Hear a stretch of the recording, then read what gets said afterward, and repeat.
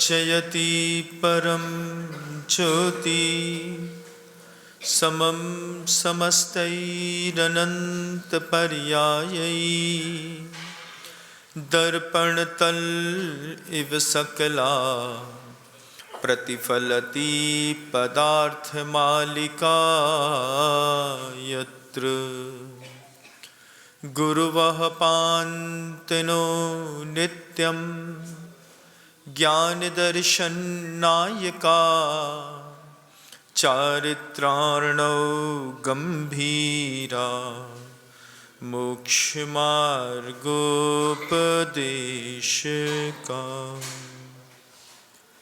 अहिंसा परमो धर्म की।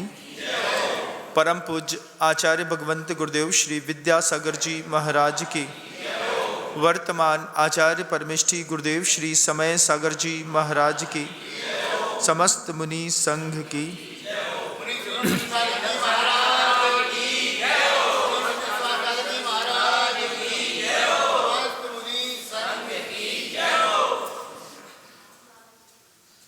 आप पूज्य गुरुदेव का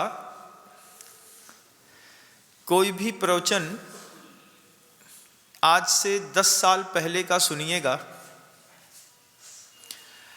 आपको समझ में नहीं आएगा। आचार्य श्री जी जब कभी भी जनता के बीच में आते और संवाद करते तो संवाद का विषय या तो आत्मा रहती, द्रव्य गुण पर्याय रहती, औपसमिक क्षायोपसमिक भाव रहते, धर्म द्रव्य रहता, 7 तत्व जीव अजीव आश्रव पुण्य पाप निर्जरा बंध मोक्ष रहता। ये चीजें जब गुरु जी लोगों के बीच में रखते तो लोगों को बहुत ज्यादा गुरु जी का कभी प्रवचन समझ में नहीं आया। आचार्य श्री जी लगातार उन्हीं बातों को रखते जो बातें आपकी समझ से बाहर की थी। आचार्य श्री जी का आज से 10 साल पहले का कोई भी प्रवचन उठा करके एक बार सुनिएगा। आचार्य श्री जी से एक बार कहा जाकर के, गुरुदेव आपके प्रवचन समझ में नहीं आते। आचार्य श्री जी कहते हैं, हाँ मुझे पता है मेरा प्रवचन आप लोगों को समझ में नहीं आता। तो गृहस्थ ने सहजता में गुरु जी से कहा कि गुरुदेव जब आपको पता है कि आपका प्रवचन हमको सहज में नहीं समझ में आता तो फिर आप ऐसा प्रवचन देते ही क्यों हैं? थोड़ा ऐसा प्रवचन दीजिए जो हम लोगों को समझ में आए। तो आचार्य श्री जी ने स्पष्ट शब्दों में कहा कि मैं जो प्रवचन देता हूं उन प्रवचनों में मेरा श्रोता अलग लेवल का होता है। मेरा श्रोता जो है वे संघस्थ बैठे हुए मुनिराज हैं। मैं इनको निमित्त बना करके उद्बोधन देता हूं। गृहस्थ ने पूछा, गुरुदेव महाराज जी लोगों को निमित्त बना करके देते हैं, हम लोगों को निमित्त बना करके भी प्रवचन दीजिए। तब गुरु जी कहते हैं कि कितनी भी ऊंची बात हो, अगर वक्ता और श्रोता का लेवल एक नहीं है तो फिर ऊंची बात नीचे लेवल वाले लोगों के सामने नहीं रखी जा सकती। गुरुवर कहते थे, सिंघनी का दूध अगर लोहा के पात्र में रख दो तो लोहा के पात्र में छेद होकर के सिंघनी का दूध टपक जाएगा, लेकिन लोहे के पात्र में ठहर नहीं सकता। और मैं हल्की बात कह नहीं सकता। गुरुजी ने सामान्य से गृहस्थ को कहा कि श्रोता का लेवल एक बार आप खुद देखिएगा और एक बार वक्ता का लेवल देखिएगा। फिर गुरुजी ने मूक माटी ग्रंथ की वो पंक्तियां कही। बोले जब किसी को सुनो तो सुनने से पहले एक बार उसको समझने की कोशिश करो। क्या सुनो, कैसे समझो? तो गुरु जी कहते हैं, क्षेत्र की नहीं, आचरण की दृष्टि से मैं जहां पर हूं वहां पर आकर के तुम मुझे देखो। क्षेत्र की दृष्टि से नहीं, क्षेत्र की दृष्टि से तो हम सब एक ही क्षेत्र पर अजमेर में बैठे हैं, हम में आप में सिर्फ 1.5 फुट के तखत का अंतर है और कुछ ज़्यादा है नहीं। क्षेत्र की दृष्टि बहुत ज़्यादा मायने रखती नहीं। गुरु जी कहते हैं, जिसको मैं सुनाता हूँ और जो सुनाने वाला है, वक्ता और श्रोता में बहुत अंतर है, लेवल का अंतर है बहुत ज़्यादा। तो गुरु जी ने कहा कि क्षेत्र की नहीं, आचरण की दृष्टि से मैं जहाँ पर हूँ वहाँ पर आकर के तुम मुझे देखो। जैसे ही ये बात कही तो सामने वाला जो गृहस्थ था वो कहता है, भगवान ऐसा कैसे हो सकता है? बोले एक बार आकर के तो देखो, एक रात पूस की हमारे जैसी गुजार के तो देखो। जब साधु दिगंबर होकर के रात में सोते हैं, ये बात दुनिया को शायद पता नहीं होगी, दिगंबर मुनिराज जैन धर्म में रात में किसी भी प्रकार के वस्त्र इत्यादि का उपयोग नहीं करते। रात में भी ऐसे ही सोना पड़ता है, चटाई के ऊपर कभी जो चटाई लेते हैं वे चटाई में सो जाते हैं, लेकिन लकड़ी की चटाई भी गड़ती बहुत है, उसमें भी जगह रहती है तो हवा आती है। जो चटाई नहीं लेते हैं उनकी तो रात अलग तरीके से निकलती है। शीत गिर रही हो, आपके देह के ऊपर कुछ ना पड़ा हो और आप रात भर कुकुड़ते हुए चुपचाप सो रहे हो, सुबह गुप्तासन लगा करके अपना पंजा गर्म किया हो, उसके बाद एक आसन पर स्थिर होकर के जैसे तैसे योग बल के साधना के ऊपर आत्मचिंतन किया हो, उसके बाद अपनी दैनिक आवश्यक कर्तव्यों को किया हो, आवश्यक स्तुति वंदना स्तोत्र पाठ किया हो। एक जीव ऐसा है, एक कैसा है, रात में बढ़िया 8 इंच मोटे गद्दे में सोया हो, 2 रजाई डाली हो, रात्रि भोजन करके सोया हो, सुबह उठते साथ ही पोहा दाल चावल जो भी खाना है वो खाया हो, उसके बाद उसकी भाषा शैली अलग हो, सुनने बोलने वाले की भाषा शैली अलग हो, दोनों में कितना डिफरेंस है ना। अब इतने डिफरेंस में ऊंची बात गुरु जी कहते कि मैं आप लोगों के बीच में रखूं और माँ जिनवाणी का अपमान हो जाए तो मुझे अच्छा नहीं लगेगा। इसलिए जब कभी भी मैं उद्बोधन देता हूं, गुरुवर कहते थे, तो मैं मुनियों को निमित्त बना करके देता हूं। ऊंची बात छोड़ो, किसी को तो समझ में आएगी।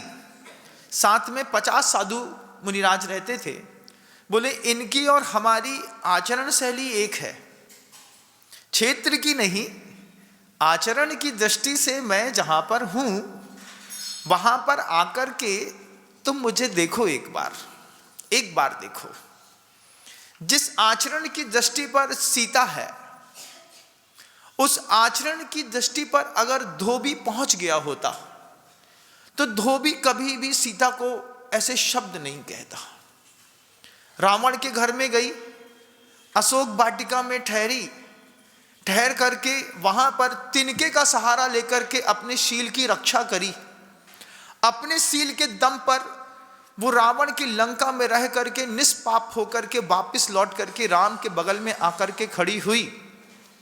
अगर धोबी ने महसूस किया होता एक बार भी कि सीता ने किस तरीके का वियोग, किस तरीके की परीक्षा, किस तरीके का दर्द सहा है, तो कभी धोबी सीता पर लांछन नहीं लगाता। लेकिन दोनों का लेवल अलग था। गुरुजी ने कहा कि अपने ही लोग, अपने ही महापुरुषों पर जब लांछन लगाते हैं बड़ा विचित्र लगता है कि नहीं लगता है। सीता को मां कहने वाला अयोध्या के, जब याद है वो प्रसंग, आपको भी याद होगा, जब रामचंद्र जी को वनवास हुआ, रामचंद्र जी के साथ सीता और लक्ष्मण जब वनवास में जाने लगे, पूरी अयोध्या छोड़ने गई थी, उसमें वो धोबी भी था। वो धोबी भी माता सीता को छोड़ने गया था। भगवती तू यहां से मत जा। क्या भाव था छोड़ते वक्त। और जब आई वापस सीता, तो उसी सीता से अपने घर में, उसकी खुद की पत्नी थी, 2-4 दिन किसी और के घर रह करके वापस आ गई। तो अपनी पत्नी का पाप बचाने के लिए उसने सीता को पापिन घोषित कर दिया। हमारी पत्नी किसी और के साथ रह करके 10 दिन चली आई। अब लोग कहने लगे अरे तुम्हारी पत्नी दूसरों के घर में रह के आई, इसको कैसे रख लिया। अपनी पत्नी को बचाने के चक्कर में सीता को उस धोबी ने कह दिया, सीता भी तो रुक करके आई रावण के यहाँ, राम ने रख लिया कि नहीं। मैंने रख लिया तो क्या गलत कर दिया। कहाँ माता सीता और कहाँ पर सामान्य से धोबी की पत्नी, बहुत अंतर था। दोनों का लेवल ही मैच नहीं किया। लेकिन लांछन तो लग गया। लांछन लगा। अब लांछन को धोने के लिए माता सीता को अग्नि परीक्षा देनी पड़ी। सीता का मन फटा। राम तो 1 बार वनवास गए बंधुओं, माता सीता को 2 बार वनवास मिला। 1 बार जब वो राम के साथ गई तो बहुत निश्चल थी, निर्द्वंद थी, शांत थी। लेकिन जब दूसरी बार माता सीता वनवास गई, उस वक्त सोचो एक बार, पेट में 5 महीने का गर्भ हो, लव और कुश दोनों पेट पर पल रहे हो, और खुद का पति कतांत वक्र सेनापति से कहे कि घनघोर जंगल में छोड़ करके इनको आ जाओ, जहां पर अष्टपद रहते हो, जहां पर विचित्र प्रकार के हिंसक और क्रूर जानवर रहते हो, उसके बीच में सीता को छोड़ करके आना। राम का वह विचार अपने आप में कितना द्वंद्वात्मक रहा होगा। राम प्रजा के हिमायती थे। एक के दोष के कारण प्रजा अनीति में ना चली जाए, इसलिए माता सीता का उन्होंने त्याग किया, क्योंकि वो जानते थे सुशासन व्यवस्थित स्थापित करना बड़ा कठिन होता है। लेकिन नीतिकार, इतिहासकार कहते हैं घनघोर जंगल में छोड़ने से अच्छा था किसी ऋषि मुनि के आश्रम में छुड़वा दिया होता। लेकिन रामचंद्र जी ने उनको घनघोर जंगल में छोड़ करके वहां भी वो माता सीता अपने पुण्य से बची। शेर माता सीता को मारने के लिए आया तो उनके खुद के पुण्य से अष्टपद सामने से आकर के शेर का वध करके माता सीता की रक्षा करके चला गया। आचार्य सोमदेव सूरी महाराज ने यशस तिलक चंपू महाकाव्य में वह बात कोट की है, जिसमें वो कहते हैं पद्मिन्यो राजहंसश्च निर्गंथा तपोधना यम देश उपसर्पंती सुभिक्षम तत्र निश्चयित। 3 लोग, रामचंद्र जी का नाम पद्म भी था, एक नाम माता कौशल्या ने उनका बल भी रखा, तो एक बलराम भी हुए, कहीं पे राम हुए और कहीं पर पद्म नाम से भी घोषित थे। पद्म की स्त्री का नाम पद्मिनी था। पद्मिन्यो, जहां पर पद्मिनी स्त्री होती है, आप शायद उस चीज को जानते भी नहीं होंगे कि 1000 कुमारी स्त्रियों में कोई एक स्त्री होती है जो सती योग को लेकर के होती है। सती का मतलब, सती वो जिसका एक ही पति। 1000 स्त्रियां होंगी, 1000 स्त्रियों के मन के ब्रह्मचर्य टूटते होंगे। उन 1000 स्त्रियों में एक स्त्री ऐसी होती है जो अपने मन से भी ब्रह्मचारिणी रहती है। आज मन का ब्रह्मचर्य बहुत कठिन है, वचन का ब्रह्मचर्य भी बहुत कठिन है, तन का ब्रह्मचर्य भी बहुत कठिन है। आप सबसे भी पूछूं कि एक बार विचार करके सोच के बताइएगा, पहली बार अपना ब्रह्मचर्य जब तोड़ा था आपने, उस वक्त आपकी उम्र क्या थी?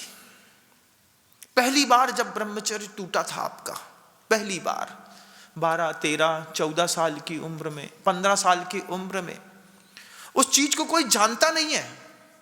उस चीज को सिर्फ आप जानते हैं, आपके अलावा कोई नहीं जानता। उसके बाद वो ब्रह्मचर्य कितनी बार जीवन में टूटा, इस पाप को भी सिर्फ आप जानते हैं, कोई दूसरा नहीं जानता। समाज और दुनिया के सामने आप कितने भी अच्छे रहे हो, लेकिन अंतर मन में जब आप अपने आप से पूछेंगे कि बताओ तुम्हारा ब्रह्मचर्य कैसा है, बताओ तुम्हारा सत्य कैसा है, बताओ तुम्हारा आचौर्य का गुण कैसा है, बताओ तुम्हारा अहिंसा के सिद्धांत कैसे हैं, अपने आप को 2 नंबर भी आप नहीं दे पाएंगे। 2 नंबर भी। उसमें माता सीता 1000 कुंवारी स्त्रियों में एक स्त्री होती है जो सती योग को लेकर के होती है।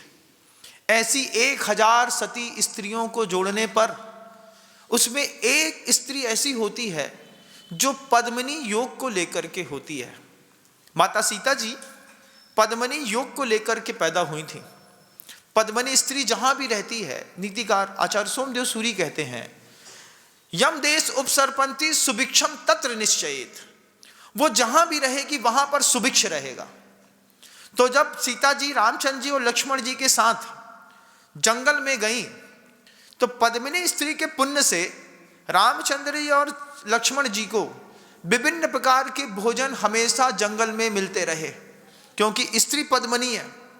घर के अंदर भी पद्मिनी स्त्री होती है, थोड़ा बहुत भी लक्षण मिल जाए तो घर का एक भी व्यक्ति बाहर खाने नहीं जाता। लेकिन जब आपके घर के अंदर स्त्री को वह योग ना आता हो, वो कला ना आती हो, तो घर के अंदर की रोटी खाना भी कितना मुश्किल होता है। रोटी वो फलानी बाई बनाती है, उसके यहाँ से ले आए, एक होटल से सब्जी ले आए, किराना की दुकान से टमाटर सॉस ले आए, पापड़ ले आए, अचार ले आए, कितनी सारी रेडी टू ईट चीज़ें हैं जो आप बाजार से खरीद करके घर में ला करके रख लिए। क्यों? हमारी स्त्री में वो योग नहीं है। हमारी स्त्री वो सब करती नहीं, करना चाहती नहीं, कर पाती नहीं, करना जानती नहीं। चारों कंडीशन बन सकती हैं आपके साथ, लेकिन पद्मिनी स्त्री एक ऐसा योग था। रामचंद्र जी और सीता जी जब रामचंद्र जी और लक्ष्मण के साथ गईं तो सीता जी के पुण्य से वन में भी सब मिलता था। जैन दर्शनकार कहते हैं कि सीता जी, रामचंद्र जी और लक्ष्मण जी प्रतिदिन रिद्धिधारी मुनियों का परिवाहन करके उनको आहार दान देने के बाद भोजन करते थे। पहले साधु को दान दे दूं, उसके बाद मैं खा लूंगा। और नीति कहती भी है कि साईं इतना दीजिए जामे कुटुंब समाए, मैं भी भूखा ना रहूं, साधु भी भूखा ना जाए। ये नीति भी कहती है। गृहस्थ धन का उपार्जन भी करता है तो यही कुछ सोच करके करता है कि इतना कुछ मुझे भी मिलना चाहिए। आप अपने घर में एक बार देखिएगा, आपके घर में ऐसे कितने पदार्थ हैं जो आपकी स्त्री बना सकती है लेकिन वो आपके घर के अंदर बनाती नहीं है। जब भारत में टमाटर सॉस बिकना शुरू हुआ तो किसी ने बड़ी अच्छी बात कही थी, ये टमाटर सॉस वहाँ बिकता है जहाँ पर रोज़ नए टमाटर नहीं मिलते। तो एक बार टमाटर की सब्जी बना दी, उसका रस वस निकाल करके, कचरा निकाल करके बोतल में भर के रख दिया, और जब मर्जी हुई थोड़ा बहुत उठाया और खा लिया। हमारे यहाँ तो रोज़ मिलता है, उसके बाद भी हम वो खाते हैं, क्योंकि हमारी जो घर में सती स्त्रियाँ हैं उसमें पद्मिनी योग नाम का कोई गंध भी नहीं है। गंध भी मिल जाती तो बहुत अच्छी बात थी। कई बार ऐसा होता है ना, दूध पीते हैं बाजार का, उसमें केसर की खुशबू आती है, केसर नहीं रहती, तो चलो खुशबू ही सही, लेकिन घर में खुशबू भी मुश्किल है। लेकिन वो पद्मिनी योग को लेकर के माता सीता 1000 कुमारियों के बीच में एक सती, 1000 सतियों के बीच में एक पद्मिनी स्त्री होती है। वो पद्मिनी स्त्री जहाँ होती है, राजहंस पंछी जहाँ पर होता है और निर्ग्रंथ मुनि जहाँ पर होते हैं, सुभिक्षम तत्र निश्चयित, वहाँ पर नियम से उनकी सुभिक्षता होती है। साधु किसी गांव में मोहल्ले में रुक जाए, वहाँ का वातावरण पूरा बदल जाता है। कई लोग चाहते हैं हमारे मोहल्ले में साधु आए ही नहीं। क्यों नहीं आए? नहीं, बस महाराज कौन संभालेगा उनको? साधु को आप संभालेंगे कि आपको साधु संभाल रहा है? एक मुनि आपके मोहल्ले में आया, मोहल्ले की रंगत बदल गई। क्या हुआ? 4 लोगों को चिंता हुई, भैया महाराज आ रहे हैं, शुद्ध भोजन की व्यवस्था कर लो। शुद्ध भोजन का मतलब, ये शब्द भी बड़ा विचित्र है। गुरुजी के साथ हम लोग विहार कर रहे थे, रास्ते में एक रेस्टोरेंट मिला। रेस्टोरेंट में लिखा था 100% प्योर वेज और नीचे लिखा था शुद्ध शाकाहारी। शुद्ध शाकाहारी शब्द लिखा था तो आचार्य श्री जी ने उसको पढ़ लिया। पढ़ करके कहते हैं, महाराज ये शुद्ध शाकाहारी तो समझ में आता है, ये अशुद्ध शाकाहारी क्या होता है? आप बताइए। शुद्ध शाकाहारी समझ में आता है, शुद्ध शाकाहार है महाराज, लेकिन अशुद्ध शाकाहारी क्या होता है? आपके जैनों के घर के अंदर भी दो प्रकार के चौके कई बार हो जाते हैं। जब साधु आता है तब तो दूसरा चौका हो ही जाता है, एक शुद्ध भोजन वाला, एक अशुद्ध भोजन वाला। तो अशुद्ध शाकाहार क्या होता है, गुरु जी से पूछा। तो आचार्य श्री जी बोलते हैं, जिसने लिखा है उससे पूछिए, हम क्यों बताएं, हम तो शुद्ध भोजन करते हैं। फिर खुद ही कहने लगे, अशुद्ध का मतलब होता होगा जिसमें आलू, प्याज, लहसुन, कांदा रहते, तो ये शाकाहारी ही हैं, सब्जियां ही होती हैं, लेकिन इनको तामसिक मान करके अभक्ष की श्रेणी में डाल देते हैं। तो इसको अलग कर दो तो हो सकता है शुद्ध शाकाहारी बने। लेकिन जैन दर्शन का शुद्ध शाकाहारी और अशुद्ध शाकाहारी में बड़ा अंतर है। जैनियों के यहाँ हर चीज की एक मर्यादा है। 3 दिन से ज्यादा पिसा हुआ आटा उपयोग नहीं करते, मसाला उपयोग नहीं करते। कभी उसकी मर्यादा 3 दिन की, कभी 5 दिन की, कभी 7 दिन की। 8वें दिन वो आटा जैनियों के यहाँ कभी प्रयोग में नहीं आता। किसी भी जैनी के यहाँ की सबसे बड़ी खासियत है, जैनी कभी भी बाजार की चक्की का पिसा हुआ आटा नहीं खाते। महाराज होटल में तो सब खाते हैं, हाँ नकली वाले तो खाते हैं, असली वाले नहीं खाते। नकली असली जैन भी होते हैं। दुनिया में कई तरह की कौमों में डाइवर्सन चलता रहता है। कुछ वेजिटेरियंस जैन होते हैं, कुछ नॉन वेजिटेरियंस जैन होते हैं, कुछ नाम के जैन होते हैं, कुछ काम के जैन होते हैं। हर कौम में इस तरीके का वर्गीकरण रहता है, हर कौम में। तो जो शुद्ध जैनी होता है वो बाजार की चक्की का आटा नहीं खाता। पूछा क्यों नहीं खाता? क्योंकि बाजार की चक्की में 7 जात के आदमी जाकर के अपना आटा पिसवाते हैं। आपके यहाँ का गेहूं है, ऊंचा वाला लेकर के आए, पानी से धोया, सुखाया, साफ किया, और इसके पहले जो गेहूं पिसा होगा वहां पर हो सकता है उसके ऊपर मरा हुआ किसी ने कोई जीव रख दिया हो, उसी के ऊपर कोई कुछ और कर गया हो, कहाँ कौन से पानी से धुला, कौन से घर से निकला, किस भावनाओं के साथ निकला, अंदर पिस करके सब बराबर हो गया। दूसरी बड़ी दिक्कत होती है कि जो चक्कियां होती हैं उन चक्कियों में गेहूं डालने का एक स्थान होता है, जहां से गेहूं अंदर गिरता है, एक निकलने का स्थान होता है। तो जब कभी भी थोड़ी भी असावधानी होती है बाजार की चक्कियों में, चक्की वाला तो बंद करके चला गया, अब उसके जो बड़े छेद में अगर उन्होंने बुद्धिपूर्वक व्यवस्थित तरीके से कोई कपड़ा नहीं ठूसा है रात में और नीचे नहीं ठूसा है, तो उसमें चूहा, छिपकली, दूसरे जानवर जाकर के, सांप जाकर के बैठ जाते हैं। अब सुबह सुबह उन्होंने बटन जैसे चालू किया तो 2 चक्कों के बीच में चूहा, छिपकली, सांप पूरा पिस जाता है। अब वो पिस गया, उसका पूरा मांस अंदर ही पड़ा है, आंतें अंदर पड़ी हैं, खून अंदर पड़ा है। आपने ऊपर से गेहूं डाला तो थोड़ा बहुत गेहूं उसने वहीं के रक्त को सोख करके वहीं पर चिपक गया। उसके बाद जो गेहूं निकल के आया, आपको दिखा तो पिसा हुआ आटा साफ सुथरा, लेकिन वो महापापमय आटा था। इसलिए जैनियों के यहां भी बाजार का पिसा नहीं खाते, और जो समझदार होते हैं वे बाजार का पिसा कभी नहीं खाते, चाहे फिर वो कौम किसी भी की हो। लेकिन इस बात का उनको विकल्प रहता है, पर इतना शुद्ध आटा है, शुद्ध सात्विक भोजन यहां मिलता है, वहां नहीं मिलता। तो शुद्ध शाकाहारी और अशुद्ध शाकाहारी में अंतर आप खुद कर लीजिएगा।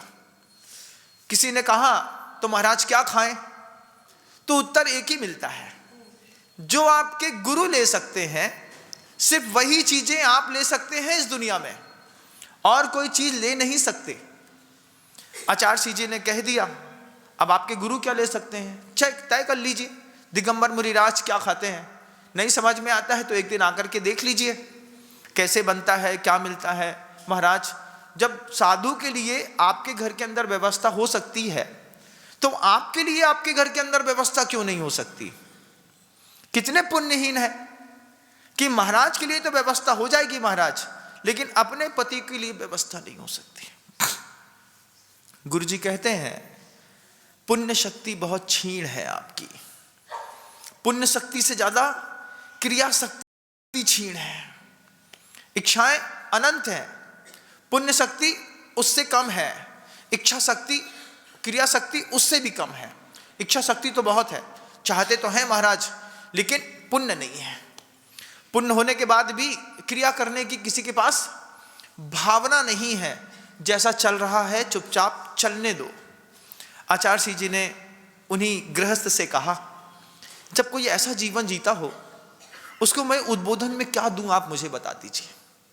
जिसके भोजन का भरोसा नहीं हो, जिसके वचन का भरोसा नहीं हो, जिसके मन का भरोसा नहीं हो, जिसके तन का भरोसा नहीं हो, उसको साधु क्या उपदेश देगा? इसलिए मैं उपदेश देता हूं मुनि महाराज को। 2 मुनि महाराज भी बैठे हैं तो मैं कहता हूं अच्छा है, मेरी पीठ श्रोता तो सही मिला। एक मुनिराज भी बैठ गए बगल में, तो मैं सोचता हूं बस महाराज आपके निमित्त से ये उद्बोधन हो जाए। तो जब भी उद्बोधन गुरुवर जी देते, आत्मा की, परमात्मा की, पाप पुण्य की, प्रकृतियों की बात करते, छह उपसम की बात करते, स्वर्ग नर की बात करते, औपसमिक क्षायिक भाव की बात करते। गृहस्थ के दिमाग से ऊपर चला जाता, साधु उसको कैच करते रहते, लिखते रहते और कहते हाँ महाराज आज का आपका प्रवचन बहुत अच्छा था। आचार्य जी बोलते हैं, सोचते थे गुरु जी कहते थे मैं दिया ही आपके लिए था, आपने अच्छा कह दिया, मेरा प्रवचन सार्थक हुआ। गृहस्थ को क्या? आचार्य जी कहते हैं पहले क्षेत्र की नहीं आचरण की दृष्टि से मैं जहां पर हूं, एक बार आकर के तुम मुझे देखो, और अगर तुम आकर के मुझे नहीं देख पाते हो तो एक बार भावना करके देखो, एक कल्पना करके देखो कि कल्पना करने पर भी एक साधु जीवन एक दिन कैसा जीता है। एक बार कल्पना करके देखो, बस रात कैसी गुजरी होगी, रात में पाटा ठंडा हो गया होगा, कैसे करवट बदली होगी, दूसरा ठंडा हो गया होगा, फिर पीठे का पीठ ठंडा हो गया होगा, सुबह कुकुड़ते हुए निकले, अपने अपने कर्तव्यों में करें, आपने जहां बोला वहां बैठ जाओ, बैठ गए महाराज बहुत अच्छा। लेकिन एक बार देखो, भावनाओं से देखो कि एक साधु कैसा जीवन जीता है, फिर उन भावनाओं तक पहुंच करके एक अच्छा श्रोता बन करके देखो, फिर अब पूछो महाराज उपदेश दीजिए ना। जब आप उपदेश इस तरीके से सुनेंगे तो फिर आप उसको अंदर तक ग्रहण कर पाएंगे। अभी तो कुछ है ही नहीं। जबलपुर में था, हाँ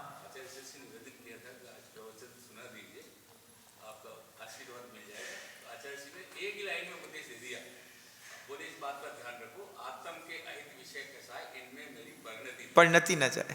बहुत अच्छा। एक बार ऐसा हुआ, गुरु जी के पास तिलवारा घाट जबलपुर में एक सरदार जी आ गए। सरदार जी आकर के कहते हैं आचार्य जी कुछ आत्मा के बारे में बताइए। अब बहुत ऊंचे थे, बड़े लोग थे, आ गए। आचार्य जी पूछते हैं, वो तो बाद में बताऊंगा, पहले ये बताओ खाया क्या है। महाराज अध्यात्म और आत्मा का भोजन से क्या संबंध? आचार्य जी बोलते नहीं, पहले बताइए खाया क्या है। उन्होंने कहा बताया महाराज ये खा करके आए हैं हम। तो उन्होंने कहा, गुरुजी ने कहा जब पेट में अभक्ष पड़ा हो तो किसी को आत्मा और परमात्मा समझ में नहीं आ सकती, किसी को समझ में नहीं आ सकती। उसके लिए भोजन की सात्विकता भी बहुत मायने रखती है। लेकिन हमको ये बात समझ में नहीं आती। हमारी इच्छा शक्ति तो बहुत अनंत है, हम दुनिया में सब कुछ चाहते हैं, लेकिन अपनी पुण्य शक्ति की ओर कभी अपना दृष्टिपात नहीं करते। पुण्य की शक्ति क्या है, और पुण्य की शक्ति के हिसाब से अगर आपकी क्रिया शक्ति होती तो निश्चित रूप से आप बहुत सुदृढ़ होकर के खड़े होते। आचार्य जी कहते हैं जब उसका मेरा लेवल ही नहीं मिलता, मैं उसको क्या उपदेश दे दूं। अभी बाहर निकलेगा लांछन लगा देगा। दुनिया में जब साधुओं के ऊपर लांछन लगा, सोचिए, कभी सोचिए, सीता के ऊपर लांछन लगा, जिसने जीवन में कोई पाप नहीं किया, राम के ऊपर लांछन लग गया। ये जितने सुकुमार सुखवासा पांडव मुनिराज हैं, इनको देखिए ना एक बार। यशोधन मुनिराज इनके ऊपर लांछन किसने लगाया?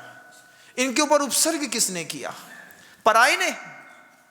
उस गले पर जिसने सांप डाला है वो कौन है? जो उनको जानता है। पांचों पांडवों के ऊपर जब लोहमयी आभूषण ताते गढ़ के ताते कर पहनाने वाला कौन था?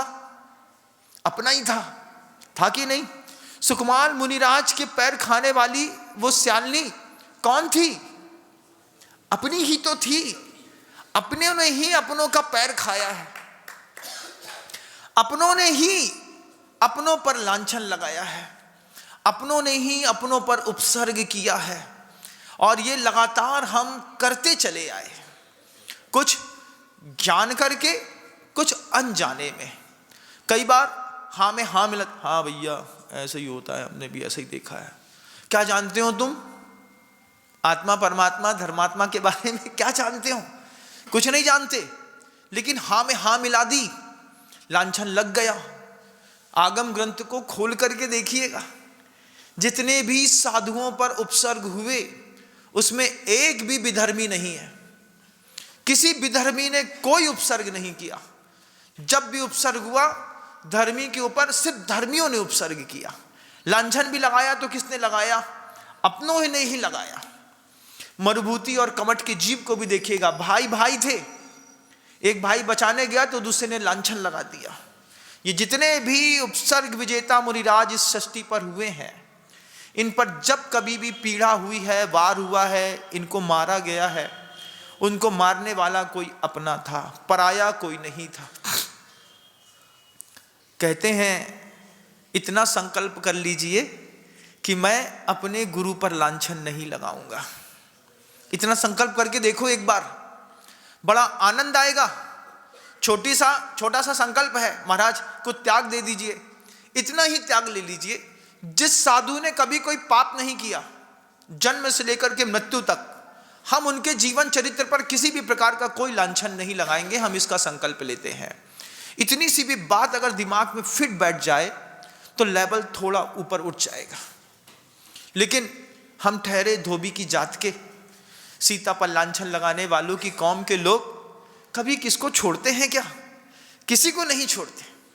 आदमी सब चाहता है इस दुनिया में, वो सब चीजें जो बड़े लोगों के पास है, और जब नहीं मिलती है तो बड़े लोगों पे लांछन लगा देता है।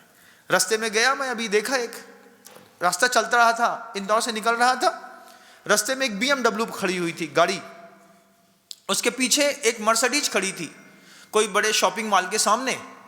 4 लड़के निकले और मेरे देखते देखते हुआ ये सब चीजें। मैं बगल से निकल रहा था, वो गाड़ी से निकले और ने कहा देख BMW है। अरे कुछ नहीं होता।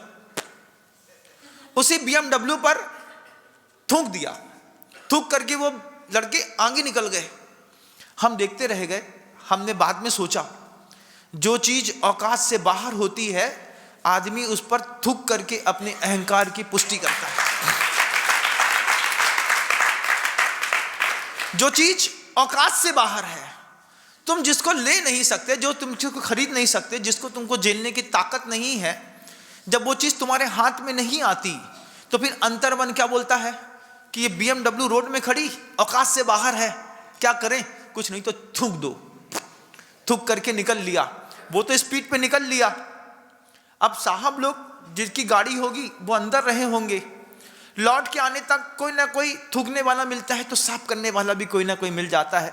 बाबू साहब गाड़ी गंदी हो गई थी, हमने साफ कर दी, ये 10 रुपए पकड़ो, तुम भी खुश, हम भी खुश, और जो थूक करके चला गया उसके भी खुश, वो भी खुश है। क्यों? औकात से बाहर है। जो चीज तुम्हारी औकात से बाहर है तुम उस पर थूकते हो, जबकि जो चीज तुम्हारी औकात से बाहर है उसके पुण्य की अनुमोदना करो। सामने वाले से बोलो, क्या सातिशय पुण्य है आपका, आपके पुण्य से आपके यहाँ इतनी बड़ी गाड़ी है, भगवान हमारा भी पुण्य जगे तो कल हो सकता है उस गाड़ी में बैठने का मौका मिल जाए। लेकिन थूकने पर मौका नहीं मिलता। ये जीवन की सबसे बड़ी कंट्रोवर्सी है, सबके साथ हुई। सबसे बड़ी बात महापुरुषों के साथ हुई। आपके जीवन में भी अगर आपको दिखाया जाए तो आपकी भी वो चाहत है जो बड़े बड़े लोगों की होती है। जैसे मान लीजिए अभी हमारे बीच में पहाड़िया जी बैठे हैं, खंडेलवाल जी बैठे हैं, इनको देख करके आपको क्या लगता है? काश हमारा रुतबा भी पहाड़िया जी जैसा होता कि नहीं? आप भी चाहते हैं जो कोई भी अगर एक प्रधानमंत्री आ जाए, 4 बॉडीगार्ड्स दिखने लगे, गनमैन्स दिखने लगे, 2 लोग दिखने लगे, 4 स्टेनो दिखने लगे, आप दूर से देखते हैं, फिर आपको आपकी अंतर्भावना इच्छा जागृत होती है, काश इनके पास जितना जलवा है ये हमारे पास होता। अब कोई पूछो उनके पास जलवा क्या है? कोई व्यक्ति नेता बना तो नेता बनने के पहले भी कुछ पुण्य कमाया होगा, क्या जलवा है? उनके पास ओज है। ओज काहे में होता है? वाणी में। बिना वाणी के, ओज के आदमी कभी नेता नहीं बन सकता। बोलेगा, बोलना प्रभावी होना चाहिए। तो आदमी की चाहत है कि हमारी भी वाणी में ओज आए, लेकिन आपकी वाणी में ओज नहीं है। शरीर में तेज होना चाहिए, दिखे थोड़ा पर्सनालिटी मैन, एसेसरीज से भी और अपनी खुद की क्वालिटी से भी। नरेंद्र भाई मोदी को देखो, जब आप उनको ओरिजिनल में देखेंगे तो उनके कपड़े, ड्रेसिंग सेंस, चलने का तरीका, चश्मा, कलर कॉम्बिनेशन से, ये सब क्या है? तेज शरीर से भी होना चाहिए। नीतिकार आचार्य कहते, गुरुदेव समदवत स्वामी कहते हैं, हर इंसान की चाहत है कि उसकी वाणी में ओज हो, उसके शरीर पर तेज हो, उसके पास निर्मल बुद्धि और विद्या हो। विद्या भी चाहिए। विद्या क्या है? जब कुछ आता ही नहीं है तो कहां से नेता बन जाओगे? तुम फिर क्या बन सकते हो? नीचे बैठे हैं भैया, हाँ बस ताली बजा लो। ताली बजाने वालों में शामिल होना अलग बात है, नेता बनने वाले के अंदर के गुण है। आचार्य ने कारिका लिखी है, ओजस तेजो विद्या वीर विजय वृद्धि विभव सनाथा महाकुला महार्था मानव तिलका भवंती दर्शन पूता। हर इंसान की चाहत है इतनी चीजें तो हमको मिल जानी चाहिए। ओज मिल जाए, तेज मिल जाए, अच्छी विद्या मिल जाए। अच्छे नेता के पास दिमाग भी रहता है, मुस्कुरा के कहता है हो जाएगा, हम संभाल लेंगे। ज़्यादा तेज बोलते नहीं, बहुत धीमे से बोल करके उनकी पावर्टी बोलती है। पीछे खड़ा हुआ दलबल जलवा बोलता है, क्या इनने बोल दिया है तो हो जाएगा। ओजस तेजो विद्या, फिर वीर शक्ति चाहिए, अंदर से उत्साह शक्ति। मानसिक उत्साह शक्ति ना हो तो घर के अंदर बैठे, अब हमको नहीं लड़ना। अभी एक हमारे पास आए सज्जन, बोले महाराज 10 साल से पद पे थे, इस बार हमने नहीं लड़ा। हमने कहा तुम्हारी वीर शक्ति डाउन हो गई, लेकिन उनका वीर उछाल मारता है। पिछली बार जब 5 साल के कार्यकाल में नरेंद्र मोदी थे, सोचा होगा लोगों ने दोबारा नहीं आएंगे, दोबारा आ गए। अभी भी सोच रहे हैं तिबारा नहीं आएंगे, मान लो तिबारा आ गए तो, अरे महाराज तीसरी बार भी, हाँ वीर शक्ति है तो बात ही अलग है। नहीं महाराज उनकी उम्र हो गई। तो हमने एक बार कहा था, एक क्रोनोलॉजिकल एज होती है, एक बायोलॉजिकल एज होती है। आपकी उम्र 80 साल की हो सकती है, लेकिन अगर आपको डॉक्टर के यहाँ टेस्ट कराया जाए तो पता चलेगा कि आपका लीवर सही काम कर रहा है, दिमाग सही काम कर रहा है, किडनी सही काम कर रही है, फेफड़े सही काम कर रहे हैं। तो डॉक्टर कहता है कि वैसे तो आप 80 साल के हैं, लेकिन आपकी बॉडी 55 साल की है, तो हो सकता है तीसरी बार आ जाए। वीर की शक्ति के कारण, उत्साह शक्ति के कारण, हर चीज में उत्साह शक्ति चाहिए। आपकी उत्साह शक्ति नहीं है। हमारा चेहरा और अपना चेहरा देखो कैसा बैठे, हम ऐसे बैठे, आप ऐसे बैठे, ऐसे सोच रहे हैं जैसे बस इसके बाद सीधे शमशान घाट जाना है। ऐसा मुंह बनाया क्यों? क्योंकि अंदर से वीर शक्ति काम नहीं कर रही। अब महाराज ने कह दिया तो हाँ थोड़ा हंस देते हैं महाराज, और नहीं तो हम तो ऐसे ही हैं महाराज। तो लोग, पत्नी बोलती है, बार बार पत्नी आपसे पूछती होगी क्यों, कुछ हो गया, कोई बात है? नहीं नहीं कुछ तो बात है, तुम्हारा चेहरा उतरा हुआ है। तो मैं कहा हम ही उतरे हुए हैं, हमारा चेहरा क्या उतरा हुआ है? पत्नी हमेशा पूछेगी, आपसे भी पूछती होंगी क्यों, कुछ चल रहा है दिमाग में? नहीं चल रहा। फिर काहे इतना मुंह तार के बैठे हो? तो ये उतरा हुआ जो मुंह है, ये एक ही बात कहता है कि हमारी वीर शक्ति नष्ट हो गई। वीर शक्ति नष्ट क्यों हो गई? क्योंकि खाली टाइम में जो अटेंशन हमको किसी अच्छी चीज में देना था, खाली टाइम में अटेंशन हमने गलत चीजों को दे दिया, हमारी वीर शक्ति नष्ट हो गई। दुनिया का सबसे बड़ा अपराध है खाली समय में फालतू के काम करना। अच्छे काम भी कर सकते हैं। हर इंसान की चाहत है ओज, तेज, विद्या, वीर, विजय हर नेता चाहता है। अच्छे भारी मतों से, प्रचंड मतों से, बहुमत से जीतना चाहिए, लेकिन सबको मिल जाए जरूरी नहीं। अब कई बार होता है 2, 4, 5 वोट से जीते तो विपक्ष भी कहता है ज्यादा ना इतराओ, 5 ही वोट की कमी थी, समझे ना, अगली बार साफ कर देंगे। तो वो नेता बनने के बाद भी दहशत में रहता है, भैया हम नेता तो हैं लेकिन हमारी सत्ता जो है जाने वाली है, क्योंकि सामने वाला भी कम नहीं है। ऑब्जर्वेशन करते हैं, ऑब्जर्वेशन करने पर पता चलता है हम 1,75,000 वोट के, वो 1,75,000 5 वोट का। तो बार बार नेता सोचता है कि 1,75,000 समर्थन तो उसके पास भी है, तो उसका क्या होता है, विजय चाहिए, ओज, तेज, विद्या, वीर, विजय, विभव, फिर कभी भी किसी से पराजित ना हो, ये बात भी चाहिए। जो बहुत अच्छे एंकर होते हैं सोशल मीडिया के, जैसे आपके बीजेपी के प्रवक्ता हैं सुधांशु त्रिवेदी, जब वो बोलते हैं तो दुनिया सुनती है। क्यों? उसको काटना मुश्किल है। काटना मुश्किल क्यों है? टॉकिंग पावर इतना जबरदस्त है। तो वो भी चाहता है विजय, विभव, सनाथा, और फिर क्या है, लोगों में इस तरीके का माहौल हो कि काम करेंगे तो पहाड़िया जी करेंगे, इसके अलावा दुनिया में कोई नहीं कर सकता। जब तक आपके मन के अंदर इस तरीके का भाव ना हो, नीचे वाले के अंदर दासत्व का भाव आता है, तब जाकर के वो नाथ बनता है।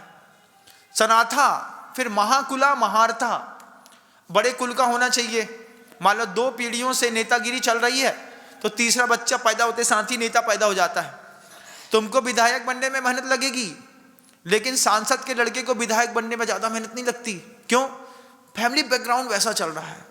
सनाथा, महाकुला, महारथा, महान अर्थ करने वाले, कोई मान लो एमएलए, सांसद, या फिर कोई जो बड़े लोग हैं वो 2, 4, 5 ब्रिज ले आए, 2, 5, 4, 5 इंडस्ट्री ले आए, तो महान अर्थ को करने वाले हो गए। मानव तिलका भवंति दर्शन पूता। और फिर तिलक शिरोमणि हो, कहीं पर भी हो, सबसे पहले उनका नाम लिख दो।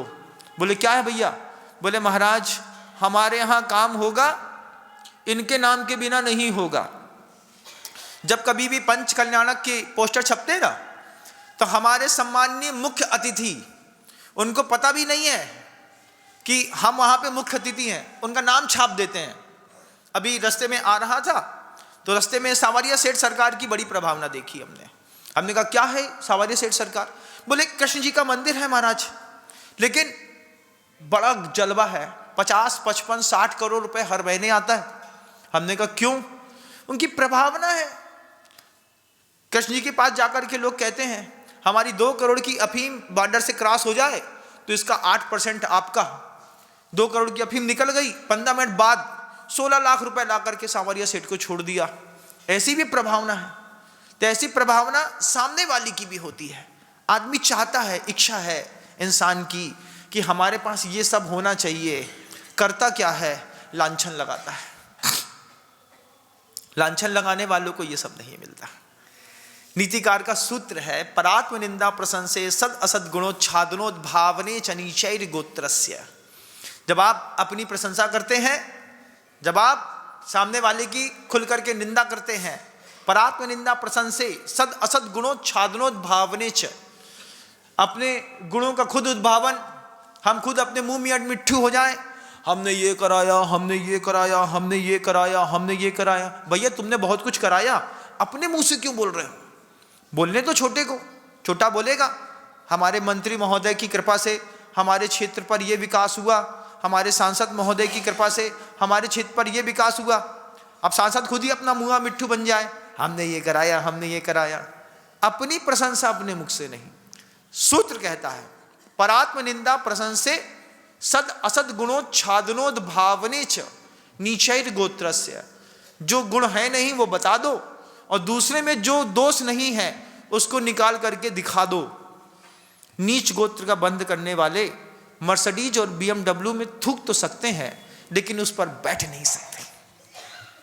और उसमें भी कुछ लोग इतने अच्छे और निर्मल, क्या भैया आपका पुण्य बहुत है भाई साहब, आपके पुण्य की अनुमोदना करते हैं, बहुत अच्छा, बहुत अच्छा, बहुत अच्छा। अनुमोदना करते में बगल वाले को लगता है सुदामा ने कृष्ण के पुण्य की अनुमोदना करी, तो कृष्ण ने कभी सुदामा को सुदामा नहीं रहने दिया, कृष्ण ने सुदामा का भी महल बना करके दिया कि तू मेरे बारे में अच्छा सोचता है ना, तू भी अच्छे से रह। हर बड़े आदमी की जब आपने अनुमोदना करी है, हर बड़े आदमी ने स्वाश्रित जन को निज सम करते, धनी लोग धन धरणी से नहीं करें तो उन्हें लाभ क्या, उन धनिकों की करनी से। स्वाश्रित जन को निज सम करते कृष्ण जी।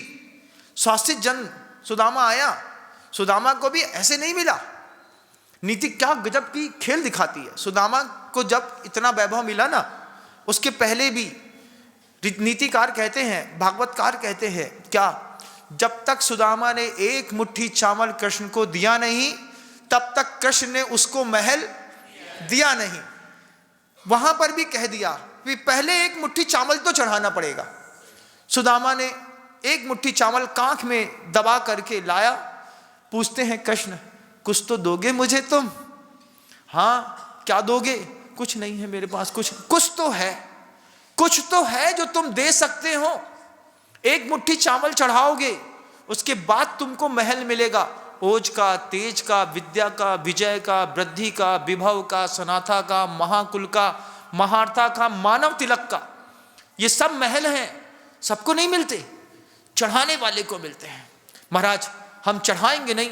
सुदामा ने एक मुट्ठी चावल ना दिया होता, कृष्ण के मन के अंदर भाव ही नहीं आया होता। कृष्ण जैसे लीलाधर है, ऐसे तुम्हारा कर्म भी लीलाधर है। वो कहता है एक मुट्ठी कुछ तो दो, एक मुट्ठी प्रीमियम तो दो। फिर हम बताते हैं प्रीमियम के 5,000 रुपये देने पर अगर 1 करोड़ का बीमा होता हो तो 5,000 देना तो सस्ती सौदा है। बड़ी उसमें संकोच के साथ सुदामा ने एक मुट्ठी चावल दिया। प्रसंग तो आप सबके बीच में पता ही है आप लोगों को। उसके बाद क्या कमाल हुआ, उसके बाद कृष्ण जी वो कच्चे चावल खा गए। पटरानियां देखती रहीं। पटरानियों से कृष्ण जी ने कहा हमारा अभिन्न मित्र है, इसकी सेवा करो। सेवा किया, खूब अच्छे राशि वस्त्र ठाट बाट, पैर धुलाए, साफ सुथरा किया, अच्छे भोजन कराए। सुदामा वहीं पर रम गए। रमने के बाद का एक बहुत अच्छा प्रसंग है, शायद आपने कभी सुना ना हो, सुनिएगा। जब सुदामा वहां पर 15 दिन रह लिए, अच्छे राजसी वेशभूषा, कंगन, हीरे जवाहरात के साथ उनको सजा दिया, उनका पूरा रूप रंग बदल दिया। कृष्ण ने जब रूप रंग बदला तो पुराने कपड़े उठा करके कृष्ण जी ने सुदामा के रख लिए।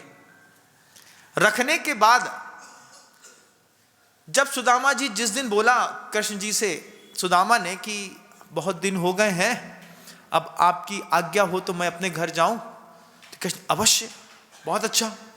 और जैसे ही जाने की बात हुई, कृष्ण जी ने वही पुराने कपड़े ला करके सुदामा को दे दिए। बोले जो पहन के आए थे वही पहन करके वापस जाइए। सुदामा का मुंह तर गया, ये क्या मजाक है। जब 15 दिन हमको अच्छे से रखा, रबड़ी मलाई रसगुल्ला खिलाया, अच्छे रेशमी वस्त्र दिए, अच्छे पादत्राण दिए, आभूषण दिए, मुकुट दिया, हम तो समझ रहे थे ये हमारा है। कृष्ण जी बोलते नहीं, तुम जिस फटे कपड़े को पहन करके आए थे उसी फटे कपड़े से द्वारिका से वापस जाओ।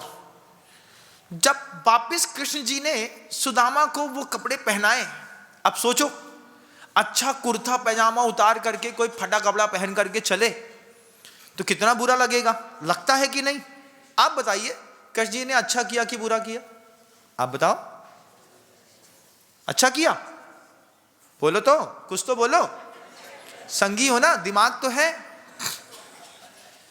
अच्छा किया कि बुरा किया? अच्छा किया। तुम्हारे साथ ऐसे ही कर दें? नहीं महाराज, तो बुरा किया होगा। बुरा किया तो क्या बुरा किया? जब कृष्ण जी ने सुदामा से कहा जिन वस्त्रों को पहन करके आए थे उन्हीं वस्त्रों को पहन करके जाना, सुदामा का मन किया कम से कम जूता में जो हीरा लगा है, जूता पहन के तो चला ही जाऊंगा। तो कृष्ण जी के कहने पर सुदामा ने पूरे वस्त्र उतारे। सुदामा ने कुछ सोचते सोचते जूता पहन के चला, तो कृष्ण कहते हैं जूता भी उतार के जाओ। जूता भी उतरवा दिया, हाँ, उतार के जाओ। अब ऐसे ही जाओ। जब पत्नियों ने देखा कृष्ण जी की कि सुदामा को ऐसे ही भेज दिया इनने, तो बोलते स्वामी ये क्या है? जब आपका मित्र था, जब हमने अपने हाथों से उनके गर्म पानी से पैर धोए, उनको साफ सुथरा किया, उनको अच्छा भोजन दिया, सुख दिया, अच्छे व्यवहार किए, उन्होंने ज्ञान की बातें बताई, आपके पुराने जीवन को बताया, और उनके साथ ऐसा व्यवहार। लीलाधर मुस्कुरा करके कहते हैं जरूरी है। पत्नियां पूछती हैं क्यों? तो कहते हैं सुदामा ने पिछले 50 साल तक साधना की है। इस साधना से इसका पूरा शरीर दिव्य और तेज से आप्लावित है। अगर ये कपड़े पहन करके जाता तो जो द्वारिका में हवा चल रही है ये इसके शरीर से छुप करके ना जा पाती। फटे कपड़े दिए तो उनके तेज से जब हवाएं चलेंगी, शरीर को छू करके निकलेंगी, तो पूरी द्वारिका में सुभिक्ष हो जाएगा। इसलिए दिगंबरों की बड़ी कीमत है संसार में। कितनी ऊंची बात कि मुनि महाराज बगल से निकल जाएं, सुदामा के जैसे कुछ नहीं है। क्या है? दिव्य तेज से तपा हुआ तपस्वी है। इसकी हवा से हमारे मोहल्ले की हवा बदल जाएगी। इनकी हवा से हमारे नगर का वातावरण सुशोभित हो जाएगा। यह कहकर के कृष्ण जी ने सुदामा को उन्हीं कपड़ों में फटे में, बोले अगर वो जूता पहन करके जाते तो उनकी चरण रज से हमारी धरती कैसे पवित्र होती। इसलिए हमने उनको ऐसे ही वापस भेजा।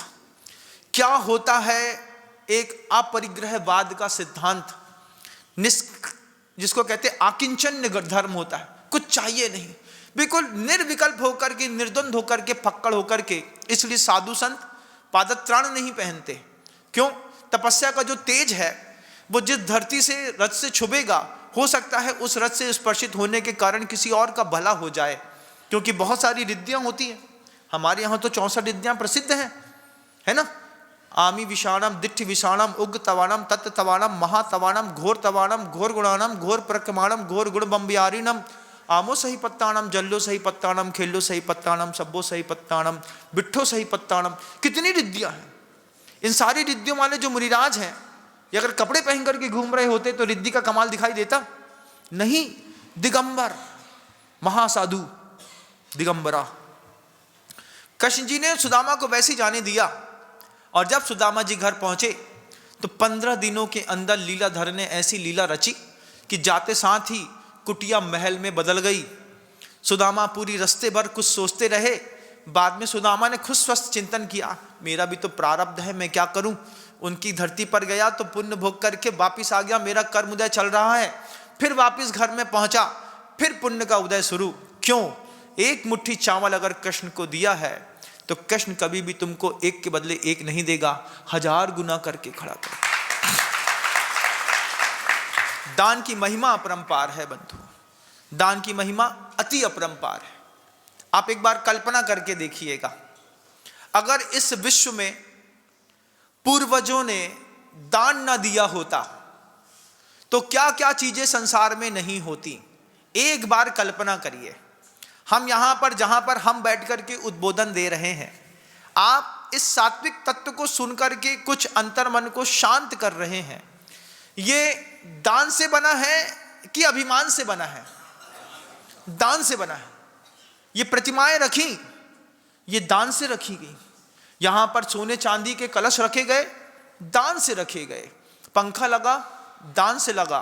फर्श बना, दान से बना।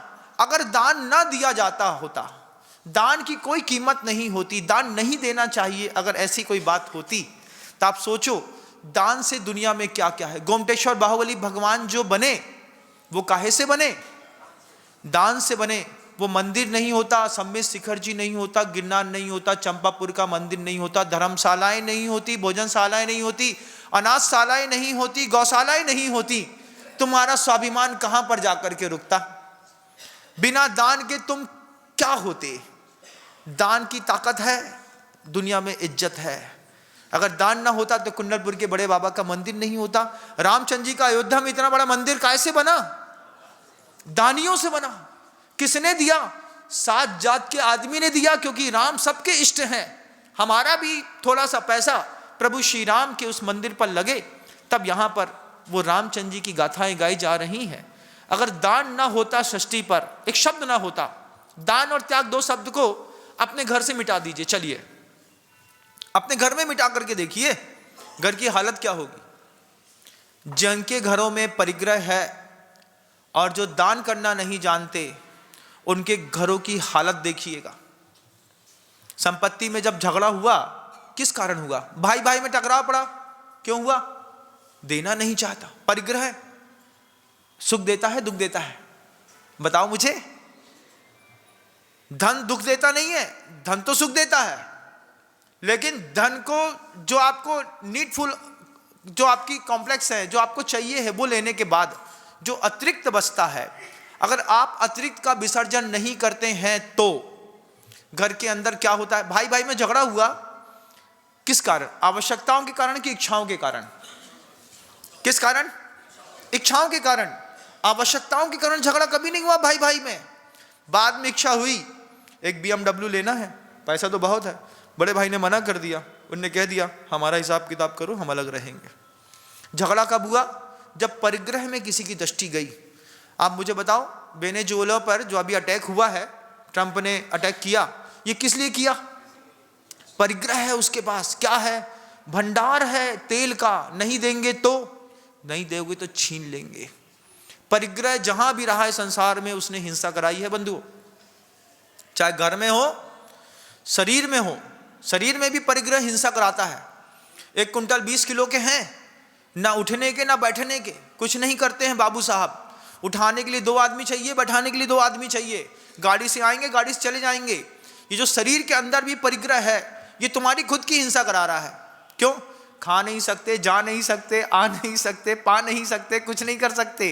क्या है महाराज? चाहते तो सब हैं, लेकिन परिग्रह इतना इकट्ठा कर लिया है। डिपॉजिट अलग करो, जितना अलग करते जाओगे फ्रेश फील करते चले जाओगे।